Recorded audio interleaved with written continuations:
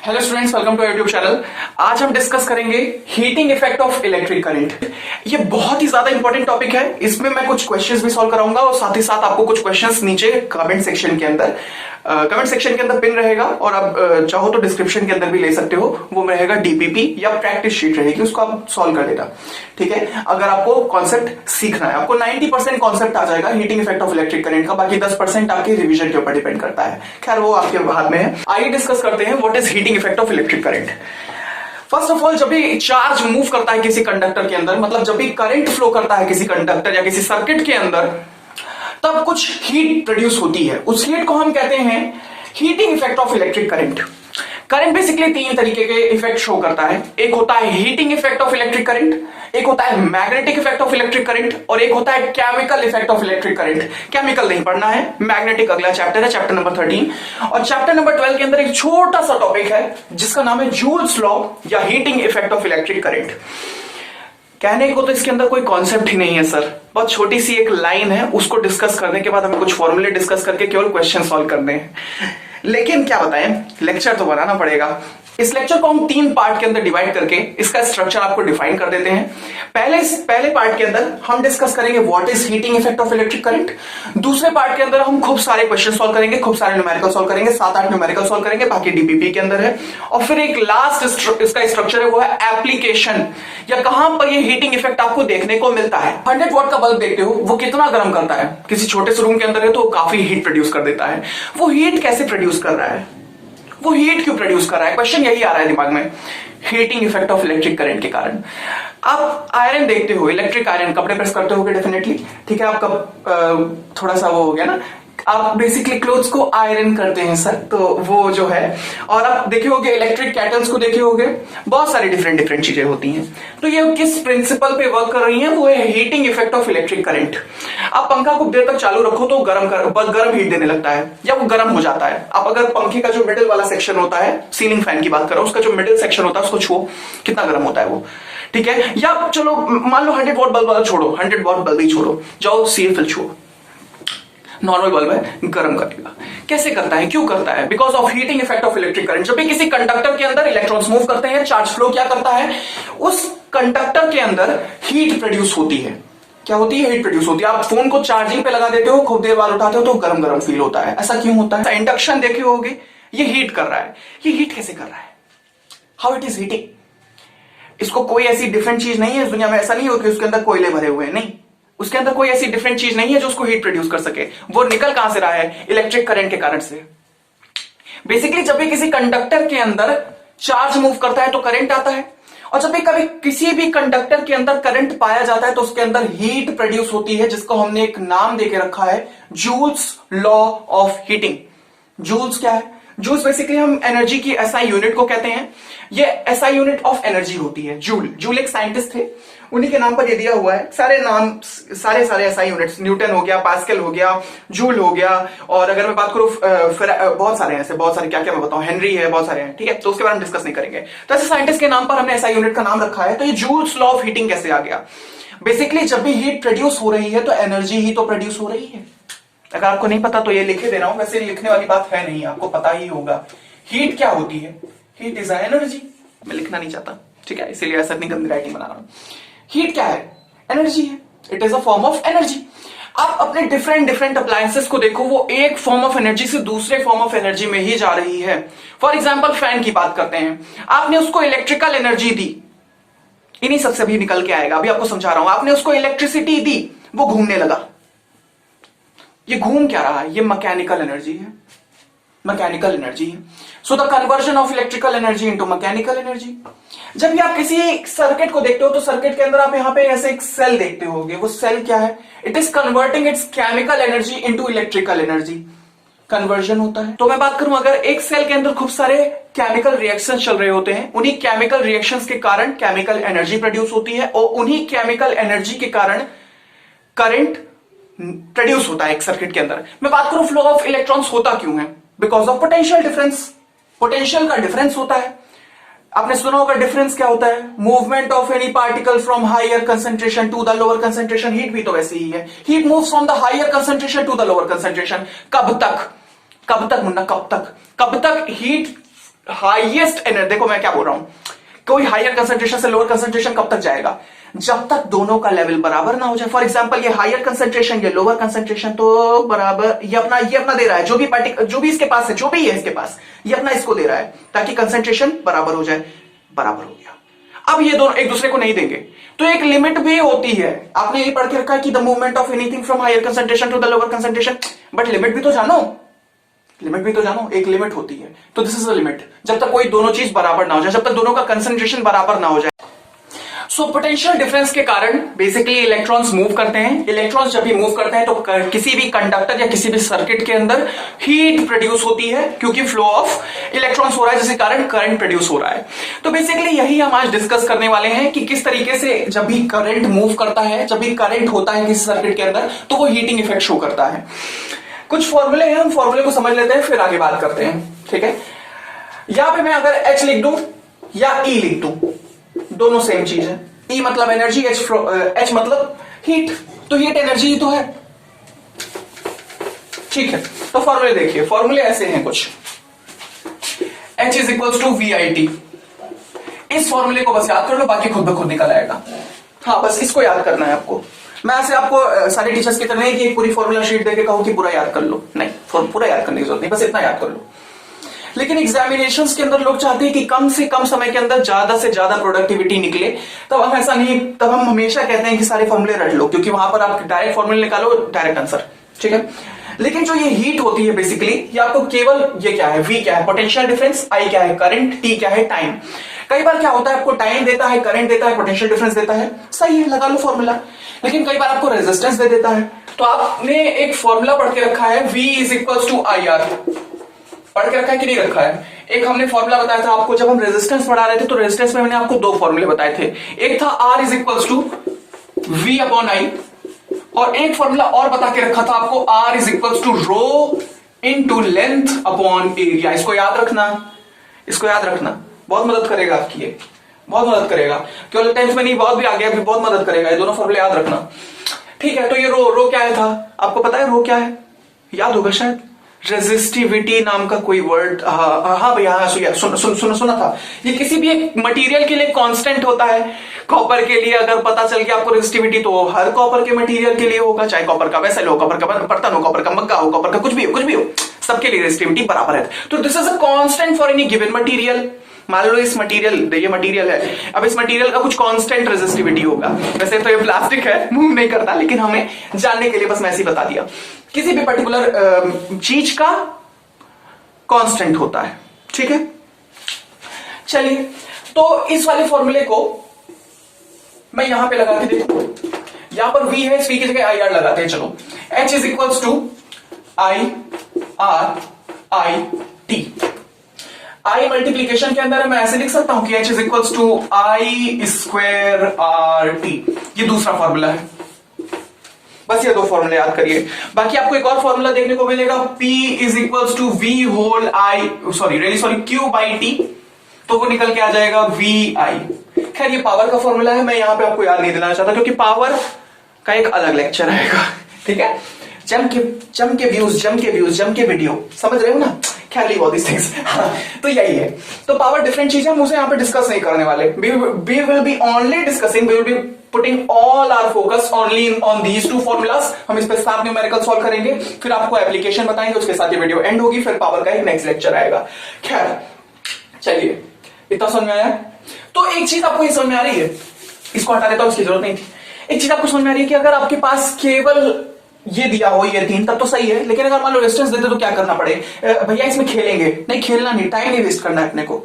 अब ये फॉर्मूला लगाओ, I स्क्वायर RT, जो करंट दिया है उसका स्क्वायर कर दो, रेजिस्टेंस दे दो। रेजिस्टेंस कौन सा रेजिस्टेंस, इक्विवेलेंट रेजिस्टेंस।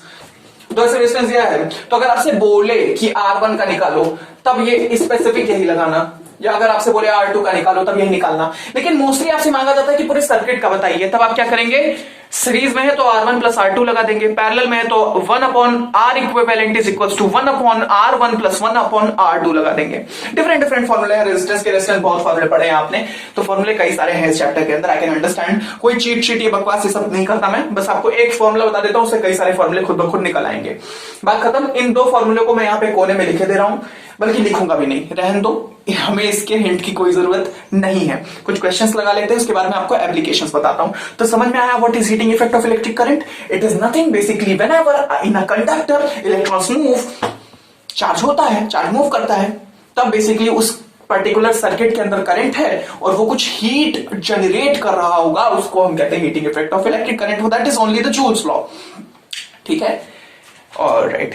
बाकी बहुत बहुत थ्योरी दी हुई है बुक के अंदर, वो थ्योरी पढ़ने की जरूरत नहीं है, बस इतना ही कॉन्सेप्ट था। ये एक लाइन में ही मैंने पूरा वीडियो का पूरा वो बता दिया सारा। अगर आपको क्वेश्चंस नहीं सॉल्व करने हैं तो यही था इसके अंदर, और कुछ नहीं था। बस एप्लीकेशन अभी बताया था।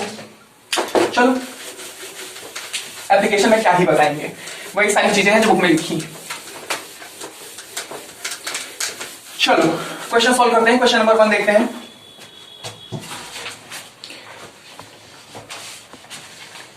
तो क्वेश्चन नंबर 1 है, heat generated while transferring 96,000 coulomb of charge in 1 hour through potential of 50 volts. Board पे लिख देते हैं चलिए आपके लिए,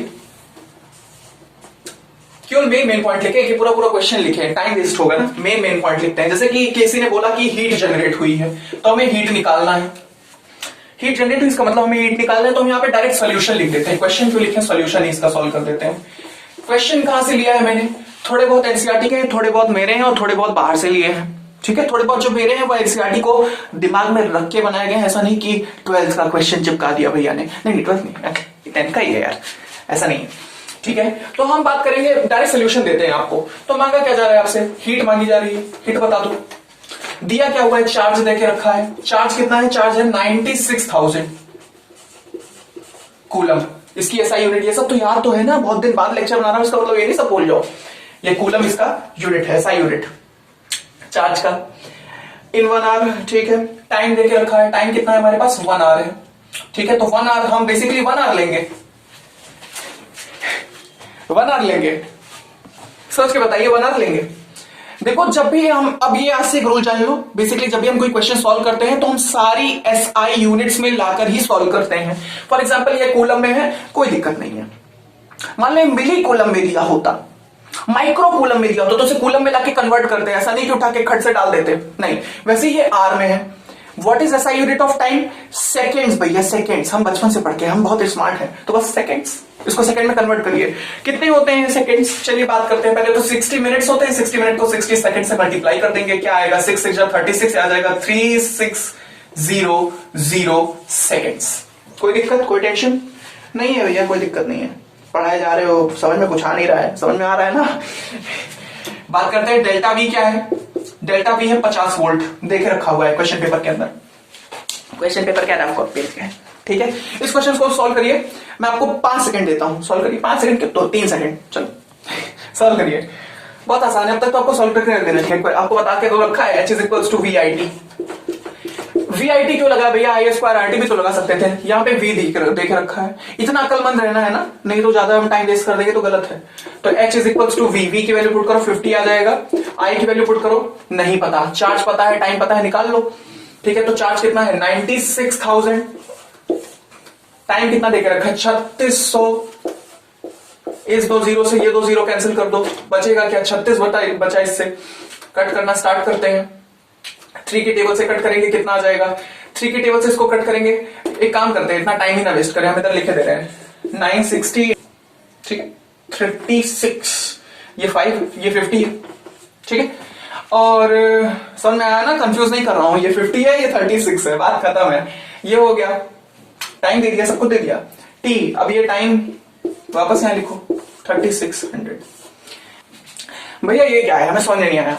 आपने पहले चार्ज में भी उतना ही टाइम पुट किया, यहां पर भी उतना ही टाइम पुट किया, दोनों सेम है ना। जितने देर हीट कब तक प्रोड्यूस होगी, जब तक करंट फ्लो करेगा। याद रखना, हीट कब तक प्रोड्यूस होगी, जब तक करंट फ्लो करेगा। मैंने आपको कहा कि जब भी किसी कंडक्टर के अंदर करंट फ्लो करता है तभी तो हीट बनेगी। करंट बंद, हीट बंद, इसीलिए तो हीट का भी टाइम सेम रहेगा, करंट का भी टाइम सेम रहेगा, इसीलिए ऐसा है। ठीक है, तो अगर मैं इसको इससे काट दूं तो कितना आ जाएगा, ये 36 की टेबल पढ़ोगे कितना आएगा, 10 पर 360 आता है, 100 यहां पे आ जाएगा। ठीक है, इस 100 को से मल्टीप्लाई करूंगा, इसके 2 जीरो यहां पे लग जाएंगे, वापस यही आ जाएगा। इसको 50 से मल्टीप्लाई कर दूंगा, वापस यही चीजें आ जाएंगी। H is equals to 50 into 96000, ऐसे भी लिख सकते थे। तो मतलब यहाँ पे ज्यादा मेहनत करने की जरूरत नहीं थी। इस क्वेश्चन के अंदर आपको कुछ नहीं करना था, पोटेंशियल डिफरेंस को डायरेक्ट चार्ज से मल्टीप्लाई कर देना था। एक मिनट, एक नया फॉर्मूला। सर फॉर्मूले बनाने को बोले हो ना आप मुझसे, आप मुझसे फॉर्मूला बनाने को बोले। मैंने कहा ठीक है।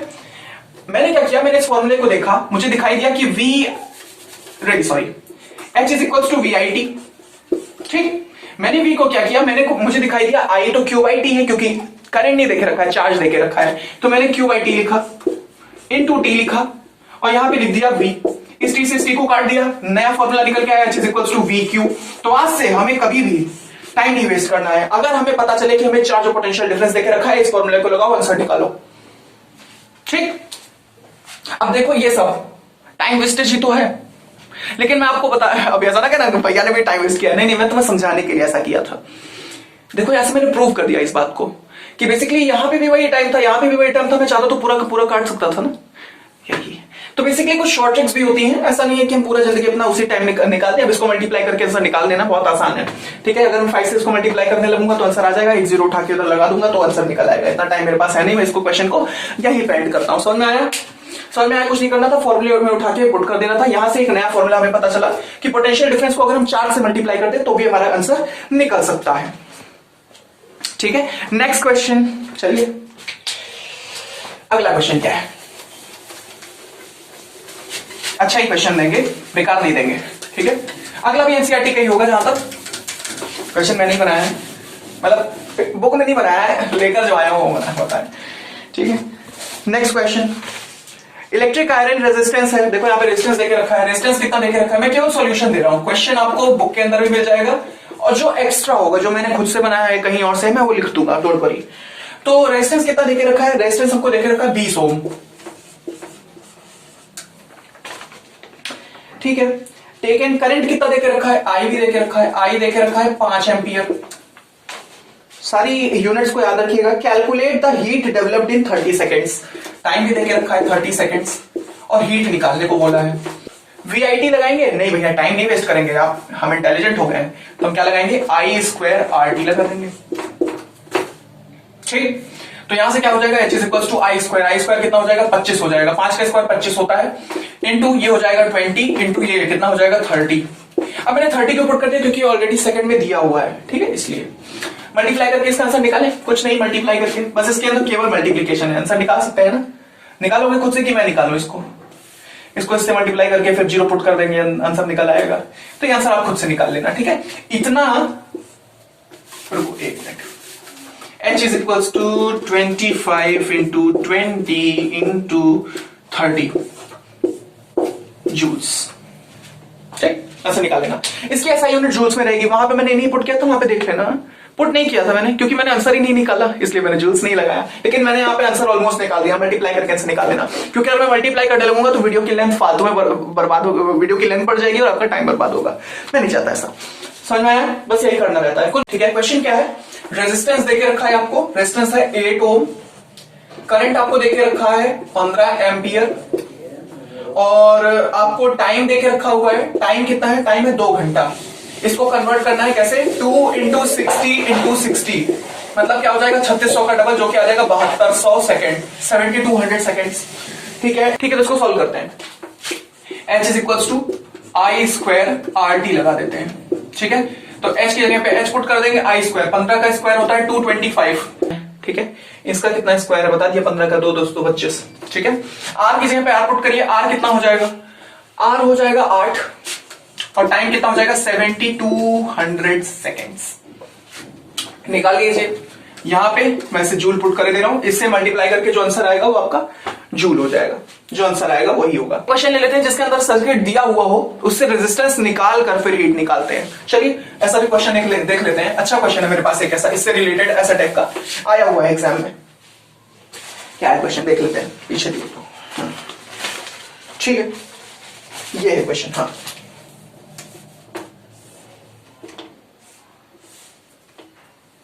ठीक है, देखो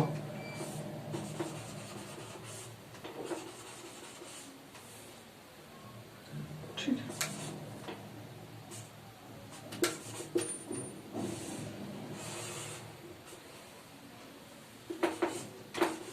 आप लोगों के लिए बहुत आसान क्वेश्चन है, हलवा है, खा लो खटाक से इसको। ठीक है, ये है 12 वोल्ट, 12 नहीं, इसको थोड़ा सा ज्यादा कर लेते हैं। चलो मान लो दिया हुआ है 24 वोल्ट, डबल दे दिया, ठीक है, और टाइम है 5 मिनट। 5 मिनट करो सॉल्व इसको, हीट निकालो इसकी। क्या पोटेंशियल की जरूरत है? अगर आई दिया हो, आर दिया हो, टी दिया हो तो पोटेंशियल हटा ही देते हैं, वैल्यू बढ़ाने से अच्छा पोटेंशियल ही हटा देते हैं, पोटेंशियल की जरूरत नहीं है। ठीक है, तो क्या करेंगे, H is equals to I square R T. आपको इतने दूर तक का बोर्ड दिखता है ना? हाँ दिखता है डेफिनेटली। चलो H इज इक्वल्स टू आई का स्क्वायर, आई क्या है 7 है, 7 का स्क्वायर कितना होता है 49 होता है, 49 इंटू आर कहां है, आर 7 है, आर निकालना पड़ेगा। आर इक्विवेलेंट कैसे निकलता है, कुछ नहीं, सीरीज है तो R1 प्लस R2। कैसे पता चला सीरीज है, सिग्निफिकेंस क्या है, किस तरीके पता चलता है सीरीज है या पैरेलल है? देखो करंट यहां से चलेगा, फिर वापस करंट आएगा, फिर चलेगा, फिर ऐसे चला करेगा, यहां पर जो करंट आएगा वो भी 7 एम्पियर होगा, जो यहां पे करंट आएगा वो भी 7 एम्पियर होगा। मतलब करंट डिवाइड नहीं किया। जब भी करंट डिवाइड करे, पोटेंशियल डिवाइड करे तो सीरीज रेजिस्टेंस होता है। जब भी कभी पोटेंशियल सेम रहे, करंट डिवाइड कर जाए तो वो क्या होता है, पैरेलल रेजिस्टेंस होता है। मैं कुछ ज्यादा तेज हो गया तो धीमे बता देता हूं। धीमे कुल मिला के ये कि जब भी करंट डिवाइड ना हो तो वो सीरीज कॉम्बिनेशन है, जब भी करंट डिवाइड हो तो पैरेलल कॉम्बिनेशन है। ना विश्वास हो तो ये देखो, बातों पे कई लोगों को विश्वास नहीं है तो उन बातों को विश्वास दिला देते हैं। मान लो किसी सर्किट से जुड़ा हुआ है, यहां से करंट चला, यहां पे करंट डिवाइड हो जाएगा। मान लो यहां से आई करंट चला तो यहां पे I1 आएगा और यहां पर I2 आएगा। वापस जाके खैर यहां पर ये I1 रहेगा, यहां पे I2 रहेगा, सॉरी I1 यहां रहेगा और ये वापस आके यहां पर I ही हो जाएगा। लेकिन तो भी ऐसा तरीके का फ्लो होता है। तो ये पैरेलल है, तो पैरेलल में क्या देख रहे हो, करंट डिवाइड हो रहा है। सीरीज में क्या करंट डिवाइड हो रहा है, नहीं डिवाइड हो रहा है। तो R equivalent is equals to R1 plus R2। सारे कॉन्सेप्ट बताते रहता हूं क्योंकि एक क्वेश्चन आपको कई सारी चीजें सिखाता है। जब आपका कोई सही बंदा हो, आपको बताने वाला, आपको समझाने वाला, तो वो एक चीज नहीं बताता, वो डिफरेंट चीजें बताता है कि क्वेश्चन में। तो 7 प्लस 7 कितना हो जाएगा, 14 ओम हो जाएगा। तो यहाँ पे मल्टीप्लाई करके लिख देता हूँ 14 ओम। तो 49 इंटू 14 बचा कितना, R बच हो गया, I हो गया, T हो गया, T देते हैं। 5 मिनट है तो 5 को मल्टीप्लाई कर दो 60 से, तो ये कितना कितना आ जाएगा, 5 0 से 0, 5 6 कितना होता है 30, 300 सेकंड आएगा।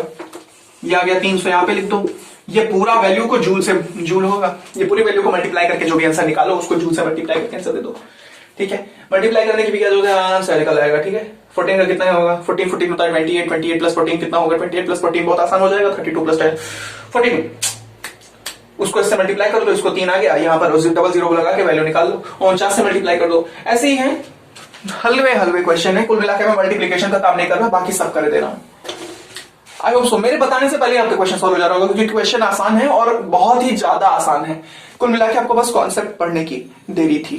ठीक, हटाते हैं इसको, दूसरा क्वेश्चन लाते हैं। इस बार अच्छा क्वेश्चन देखें। फॉर्मूला हमने दिया आपको, अब तक एच के हमने 3 फॉर्मूले आपको दिए। एक फॉर्मूला दिया पोटेंशियल डिफरेंस को मल्टीप्लाई कर देना चार्ज से।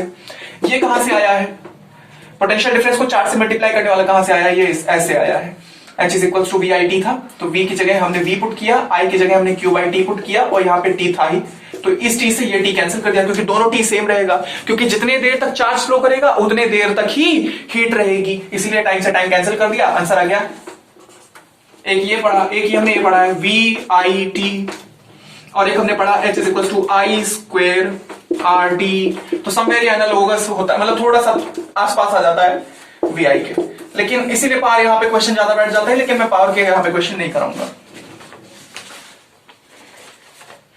काफी क्वेश्चन सॉल्व करा दिया, 4-5 ऐसे ही टाइप के क्वेश्चन बनते हैं, इससे डिफिकल्ट नहीं बनेगा। क्या डिफिकल्ट बन सकता है इसमें, क्या तुम इसमें क्या कलाकारी दिखा सकते हो? कलाकारी मैं दिखाता हूं थोड़ी सी, रुको। अगर मैं कलाकारी दिखा दूं तो डिफिकल्ट क्वेश्चन बन जाएगा, तो थोड़ा डिफिकल्ट क्वेश्चन और बना देते हैं आपके लिए। क्वेश्चन देखो, हीट देके रखा है आपको 10 कैलोरी। मैंने बोला था ना आपसे, हीट बस कुल मिला के इधर उधर कर दूंगा, कुल मिला के मैं यूनिट का इधर उधर कर दूंगा, आपको दिक्कत हो जाएगी क्वेश्चन के अंदर। कैलोरी देखो, अभी बता दूंगा, चिंता ना करो, ये भी बहुत आसान है, ये बस ऐसे बताने के लिए, बेवकूफ बनाने के लिए ऐसा किया है मैंने। अब वी को क्या कर देंगे, वी को हम 24 ले लेते हैं, आई ले लेते हैं, आई ना ले टी ले लेते हैं। टी चलो हमने दे दिया आपको 1 घंटा 1 आवर के लिए। क्वेश्चन सोल्व करिए इसको, इसका आंसर निकालिए। इसमें आपको करंट निकालना है, निकालिए, चलिए निकालिए, बहुत आसान है आपके लिए, बहुत आसान है। कैलोरी गूगल मत सर्च करना, गूगल से नहीं, हम बता रहे हैं अभी ना, अगर सॉल्व कर सको तो करो, नहीं तो हम बता रहे हैं। नहीं तो तुम यूट्यूब बंद करके फिर गूगल पे जाओगे, फिर ढूंढोगे ना। हाँ बता रहे ना, चलो ठीक है। तो आपने कर लिया होगा सॉल्व। सुनो ध्यान से, जो 1 कैलोरी होती है वो बराबर होती है 4.2 जूल्स के, लगभग लगभग। तो हम कह सकते हैं कि 10 कैलोरी किसके बराबर होगी? 10 कैलोरी बराबर होगी 42 जूल्स के। पुट कर लो हीट के, आंसर निकाल दो। तो इसको हटा के मैं 42 जूल्स लिख सकता हूं कि नहीं लिख सकता हूं? लिख सकता हूं। क्या होगा, किस तरीके? H इज इक्वल्स टू क्या है? VIT है। H की जगह पे 42 पुट कर दूंगा, इसकी जगह पे 24 पुट कर दूंगा, इसकी जगह पे 1R कितना होगा? 60 इंटू 60 हो जाएगा। कितना आ जाएगा हमारा? 1R इंटू 60 3600 आ जाएगा। तो यहां पे पुट कर दूंगा 3600 इंटू आई। तो आई कैसे निकल के आएगा? I is equals to 42/24 into 3600। Cancel हो जाएगा 2 से, ये 21 आ जाएगा 2 से, ये आ जाएगा 12। आगे का सॉल्व कर लेना तुम, जो काट सकता था काट दिया मैंने। क्या है? 21/12 into 3600 joules. I answer. Sorry current निकाल रहे हैं ना? हाँ करंट निकाल रहे हैं, एम्पियर आएगा सर। रियली सॉरी करंट निकाल रहे थे हम, भूल गया था थोड़ी देर के लिए कैरी डबे हो गया था। तो जो heating effect of electric current होता है आप देख सकते हो, बल्ब्स के अंदर देखते हो आप, एक बेसिकली टंगस्टन फिलामेंट प्रेजेंट होता है 100 वॉट के बल्ब के अंदर। वो क्या होता है? टंगस्टन जो फिलामेंट होता है ये बहुत ही भयंकर होता है, चाहे जितना हीट दे दो ये जल्दी पिघलता नहीं है, चाहे जितना क्यों। एक सब चीज का देखो, हर चीज के पिघलने का एक समय है। तो ऐसे टंगस्टन का एक मेल्टिंग पॉइंट होता है, वो कितना होता है? 3380 सेंटीग्रेड। देखो इतना हाई टेम्परेचर पे, इतने हाई टेम्परेचर पे टंगस्टन को कोई इफेक्ट पड़ेगा? इसका मतलब टंगस्टन बड़ा भयंकर है। ठीक है, इसीलिए क्या बेसिकली होता क्या है टंगस्टन के बारे में? टंगस्टन अगर मैं बात करूं सारे मेटल के कंपैरिजन में, ऐसे टाइप का एक बल्ब रहता है, उसके अंदर ऐसे लगा रहता है। बेसिकली टंगस्टन के बारे में क्या बात करूं, बहुत ही भयंकर चीज है ये। टंगस्टन क्या होता है? बेसिकली एक ऐसा मेटल है जिसके अंदर बहुत हाई रेजिस्टेंस होता है। मेटल्स की जितनी भी आप पढ़ रहे हो, स्टील पढ़ रहे हो, ब्रास पढ़ रहे हो, जितने भी मेटल्स, बेसिकली ये तो डिफरेंट चीजों से बन के आते हैं। एल्यूमिनियम हो गया, जिंक हो गया, ये सब सारी चीजें, उनके मिक्सचर से भी कई चीजें बनती हैं। लेकिन एलॉयज सबकी बात कर रहा हूं मैं, सबके कंपैरिजन में ये सबसे हाईली रेजिस्टिव होता है, मतलब इसके अंदर बहुत ज्यादा हाई रेजिस्टेंस होता है। तो क्या भैया इसको इंसुलेटर में काउंट कर रहे हैं? नहीं, मेटल है। हमने ऐसा मान के रखा है। देखो हम कभी भी अपनी बातों को काटने के लिए बहुत कम ट्राई करते हैं कि कट के बाहर निकल आए कोई बात। जैसे हमने पढ़ा था मेटल एंड नॉन मेटल्स के अंदर कि सारे के सारे मेटल्स हार्ड होते हैं, लेकिन ऐसे कुछ मेटल्स होते हैं जो नाइफ से कट जाते हैं, for example potassium and sodium. तो हम बहुत कम ट्राई करते हैं कि एक्सेप्शन निकले, लेकिन एक्सेप्शन निकल आते हैं तो क्या करें? एक्सेप्शन निकल आया। एक मात्र मेटल इसके अंदर बहुत हाई रेजिस्टेंस है, रेजिस्टेंस हाई है, इस कारण करंट मूव करने में दिक्कत होता है। करंट मूव करता है जब उसके अंदर से, तो उसको फील होता है कि भाई यहाँ तो बहुत रुकावट है, तो वो और एनर्जी लगाता है, उससे और हीट निकलती है, तो पूरा रूम गर्म हो जाता है। कॉन्सेप्ट ठीक, बस इससे ज्यादा क्या ही बता दूं तुम लोगों को मैं। What should I tell more than this to you? अब इलेक्ट्रिक कैटल होता है, इलेक्ट्रिक हीटर होता है, जितने भी इलेक्ट्रिक अप्लायंस, गीजर देखे होंगे, सारी चीजें होती हैं। और एक रॉड टाइप का होता है, उसको पानी के अंदर डाल देते हैं तो पानी गर्म हो जाता है। सारी डिफरेंट चीजें हैं, और हर चीजें कई डिफरेंट चीजें होती हैं। कंडक्टर की बात करूं, कंडक्टर आप खुद टच करो, थोड़ी देर बाद गर्म, जैसे मेरे पास सामने कंडक्टर रखा है, इसको फील करो तो गर्म है। ठीक है, एंड काफी सारी चीजें होती हैं। तो बेसिकली यही होता है heating effect of electric current. जब भी करंट मूव करता है किसी पर्टिकुलर सर्किट के अंदर या किसी पर्टिकुलर कंडक्टर के अंदर, तो वो क्या करता है? बस कुल मिला के एक हीटिंग इफेक्ट शो करता है। उसी को हमने आपके साथ डिस्कस कर दिया, बस बात खत्म। यही है लेक्चर, क्या ही है उसके अंदर। और सारे न्यूमेरिकल सॉल्व करा दिए, थोड़ी डीपीपी आपको मिल जाएगी, देख लेना, लगा लेना, बस इसके साथ कॉन्सेप्ट हो गया। पूरी हमारी इलेक्ट्रिसिटी की सीरीज अगर आप देख लो तो आपको पूरी फील में आ जाएगी कि किस तरीके करंट होता है, क्या होता है रेजिस्टेंस, क्या है वीआई ग्राफ, सब चीजें हमने बता के रखी है। तो इसीलिए बताते रहते हैं, पढ़ाते रहते हैं। ठीक है, तो ये ज्योग्राफी जीनियस वाले यूट्यूब चैनल पर आएगी, आपको साइंस स्टूडेंट वाले यूट्यूब चैनल में रिकमेंडेशन में मिल सकती हैं ये वीडियोस।